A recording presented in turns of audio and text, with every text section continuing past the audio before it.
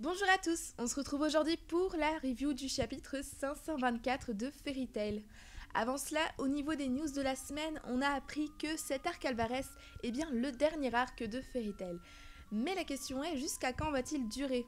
Telle est la question, car je pense que Mashima va quand même bien prendre son temps sur ces derniers instants. Auguste, à mon avis, n'est pas prêt d'être battu, au vu de ce qui se profile dans ce chapitre. Le retour du personnage de Rakaid peut être dans le prochain chapitre, qui va amener plein d'interrogations et de spéculations par rapport à Zelef et Mavis. Il reste évidemment encore Zelef et Acnologia, donc quand même 4 gros morceaux pour cette guerre finale. J'espère en tout cas que Mashima nous offrira un superbe final, mais on n'y est pas encore rendu, alors focalisons-nous sur le chapitre de cette semaine. Ce chapitre s'ouvre directement sur Acnologia qui est apparu devant Erza et Wendy, et alors que je pensais qu'il allait directement s'attaquer à elle, il les ignore et se dirige vers le corps sans vie d'Eileen. Le roi et la reine des dragons enfin réunis pour célébrer la chute de cette dernière de la plus belle manière qui soit. Faire du corps d'Eileen un véritable carnage, et rien qu'avec cette image, Acnologia est un des personnages les plus fascinants du manga, grâce à sa soif de sang, cette folie meurtrière qui l'habite. Erza et Wendy, quant à elles, assistent impuissantes à la scène, et on peut être sûr, Erza ne s'en sortira pas seulement avec son pouvoir cheaté puissance over 1000. Mais quelles sont les prochaines actions d'Acnologia? Après avoir souillé le corps d'Eileen, il y a encore 3 possibilités. Ou bien il va se focaliser sur la Dragon Slayer ici présente, donc Wendy, et nous refaire la scène du God Serena 2.0, ce qui je pense n'arrivera pas car c'est Mashima, Mashima ne tuera jamais Wendy, c'est quelque chose qui s'avère très facilement. La deuxième possibilité est que quelqu'un va se ramener pour les sauver. Bonjour à Drownbelt qui n'est jamais bien loin des lolis et qui pourrait arriver et faire une nouvelle téléportation surprise dont il connaît le secret. Ou alors la troisième possibilité est que Acnologia va snober Erza et Wendy d'une puissance égale au théorème du scénario machimesque divisé par la puissance de frappe d'Afro Happy. Ce que je veux dire par là, c'est qu'il n'y a aucune raison pour qu'Acnologia s'en aille comme si de rien n'était, étant donné que son premier but est l'élimination totale des Dragon Slayer. Et il a beau avoir Zelef également dans le viseur, il n'y a rien qui l'empêche d'écraser un moucheron, je dis bien moucheron selon son mode de pensée bien sûr, et continuer sa route vers la guilde. Donc je penche plus pour la deuxième possibilité, un sauvage in extremis ou une aide qui va être apportée. Ensuite, nous retrouvons Zelef et Natsu dans un combat cette fois-ci au corps à corps, et pour ma part beaucoup plus intense que le premier fight du début de l'arc. Et les dessins sont extrêmement beaux dans ce combat, la puissance des coups est remarquable et les panels de regard entre les deux frères nous promettent de belles choses. Je trouve ça également très symbolique que ce combat se déroule dans la guilde, qui sera bien évidemment, comme à chaque arc, détruite de fond en comble, puis rebâtie grâce au fond de la ville de Magnolia. Notons que Lucy est présente dans la guilde ainsi que Happy et Gray, et ce n'est pas là par hasard car ce sont les personnes les plus proches de Natsu, et à mon avis ils ne sont pas là en unique spectateur. Zelef peut très facilement prendre ceci à son avantage et s'attaquer directement à Lucy par exemple pour déstabiliser Natsu, et pour le faire basculer ainsi plus rapidement dans cette rage qu'il espère voir émaner de lui. Tous ressentent alors la puissance d'Acnologia qui, je le rappelle, n'est pas loin d'ici puisqu'il se trouve devant Fairy Hills qui n'est qu'à une centaine de mètres de la guilde, comme peut le dire Lucy dans le premier OAV consacré justement à Fairy Hills. Zelef dit alors que le temps est venu d'être sérieux et que le moment est venu pour Natsu de mourir. Il doit vouloir se débarrasser de lui avant l'arrivée d'Acnologia pour avoir le champ libre je suppose, à moins que cela ne cache encore autre chose. Ce personnage me perd vraiment, il change d'avis tous les 4 matins et on a l'impression qu'il a une schizophrénie en phase terminale. Enfin, nous retrouvons Auguste, Gildarts et Kana, un combat qui nous réserve aussi de très belles surprises, à l'instar de Laxus dans l'arc de la bataille de Fairy Tail, qui œuvrait pour rendre la guilde beaucoup plus forte. Auguste a un mode de pensée qui est assez similaire. Il a un raisonnement assez positif car il ne pense pas faire le mal, mais bien œuvrer pour le bien, aux côtés de Zelef. Et c'est ce qui est intéressant chez le personnage d'Auguste. C'est un personnage très humain et attaché à son empire, à sa politique et à son empereur.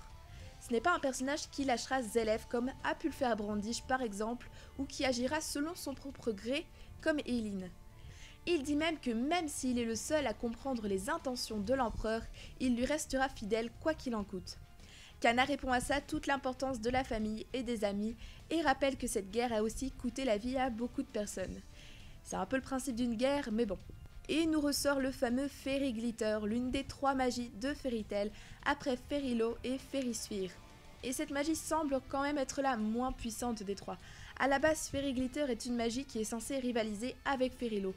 La différence c'est qu'elle requiert une magie provenant des étoiles, de la lune et du soleil, d'où le filet de lumière qui se lève dans le ciel. Mais Kana fail again, comme elle a fail contre Blue Note à l'époque. Pourtant, elle a bien perfectionné cette technique et on a pu le remarquer lors de l'épreuve du SMPM, le système de mesure du pouvoir magique, mais également quand elle a libéré Mavis du cristal. Alors pourquoi ça n'a pas marché? Eh bien l'écart de niveau entre Kana et Auguste est bien trop grand et elle ne peut strictement rien faire. Elle pensait pouvoir aider son père, mais va devenir le gros point faible de Gildars dans les prochains chapitres. Une perte de concentration est très probable et peut-être justement vu la fureur du regard à la fin du chapitre, il pourrait être bien plus puissant et démolir Auguste. Mais le problème est que cela n'aurait aucun intérêt pour Auguste de le provoquer comme ça, car il sait qu'en le provoquant, Gildars risque fort de perdre son sang-froid. Auguste va s'attaquer alors directement à Kana, qui ne pourra pas rivaliser énormément. Après, peut-être qu'elle a appris de nouvelles techniques avec ses cartes, même si j'y crois moyen. Mais je ne pense pas non plus que Kana va mourir. Je pense au contraire que si une personne devait mourir, ce serait Gildars, sans doute en protégeant sa fille, et ce qui serait magnifique en soi. Je l'ai déjà dit dans une précédente review, mais si quelqu'un d'autre devait mourir dans cette guerre, pour moi, c'est Gildars. Peut-être que je me trompe, même sûrement, mais c'est celui auquel j'ai le plus de doutes à ce niveau-là. Parlons pour finir de la fin de ce chapitre avec l'annonce du titre du chapitre 525, « Pourquoi l'enfant de Sa Majesté ne pouvait-il aimer ?» Ce titre peut faire référence à 2 personnes différentes, et j'ai envie de croire les 2 théories, car les 2 sont très plausibles. Pour le plus simple, et pour faire dans la continuité de ce chapitre, l'enfant de Sa Majesté pourrait être Auguste, non pas parce qu'il est le vrai fils de Zélef, ça paraîtrait un peu bizarre, mais lui-même se considère comme étant son enfant. Il est un fervent soldat de son empereur comme un fils protégé qui se doit de protéger également son parent. Et Auguste le dit lui-même dans ce chapitre, il n'a jamais compris l'amour entre parents et enfants. Nous allons peut-être découvrir dans les prochains chapitres un passé tragique qu'il a vécu avec sa famille par exemple, et par la suite quelque chose qu'il aurait refoulé dans son inconscient pour arriver à la personne qu'il est actuellement. Bon, je vais pas partir dans les théories de Freud, on va rester sur du terre-à-terre, mais vous voyez ce que je veux dire. La deuxième hypothèse est la plus intéressante de mon point de vue, parce qu'elle permettrait le retour d'un personnage qu'on n'a pas eu le temps d'assez apprécier. Et non, c'est pas pour toi, God Serena, désolé, la prochaine fois peut-être. Je parle bien entendu du grand Rakei Dragneel le Blanc, donneur d'orgasme professionnel et fils du grand empereur Zélef. C'est un personnage que je veux absolument revoir, car il reste encore plein de mystères autour de lui. On ne sait toujours pas comment il peut être le fils de Mavis, étant donné qu'elle est morte avant d'avoir pu faire des choses, mais pourtant elle a ressenti la magie de plaisir de Rakei, donc encore beaucoup de questions. Je m'attendais également à un combat entre Rakei et Natsu, ou en tout cas une entrevue. Car les 2 ont de quoi parler, il y a matière à faire car Rakei est jaloux de Natsu puisque ce dernier a en quelque sorte eu toute l'attention de Zélef alors qu'il délaissait son propre fils. Je suis très intriguée par cette histoire car on ne sait presque rien et ce serait le moment parfait pour faire revenir Rakei, surtout que Rakei a été battu par Sting. Je veux pas dire que je suis déçue qu'il soit battu par Sting, mais je m'attendais à ce que Rakei ait beaucoup plus d'importance dans l'histoire.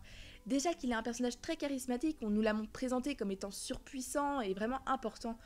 Vous me direz, à l'image de God Serena encore une fois, mais celui-ci est un Dragneel, donc il a sa place dans l'histoire et se doit d'avoir des révélations à son sujet. Si le titre du prochain chapitre fait bien référence à Rakei, je verrai bien ce dernier arriver dans la guilde en étant par exemple très blessé, en colère. J'aimerais une confrontation directe avec Zélef, du style « Je ne peux pas le croire, moi, ton propre fils, moi qui me suis battu pour toi dans cette guerre, tu m'abandonnes encore une fois pour ce soi-disant frère qui t'a toujours détesté et que toi tu n'as jamais cessé d'aimer. » Vous voyez un peu le topo, je verrais bien cette confrontation entre les 3 où Rakei pourrait exposer clairement sa colère et sa jalousie et voir Natsu ne rien piger à ce qui se passe. Et si ça se passe comme ça, je verrais bien Natsu contre Rakei et Zélef se barrer pour retrouver Acnologia ou directement essayer de retrouver Fairy Heart de lui-même. Étant donné que les Spriggans sont un peu tous tombés, ça commence à sentir le roussi au niveau d'Alvarez.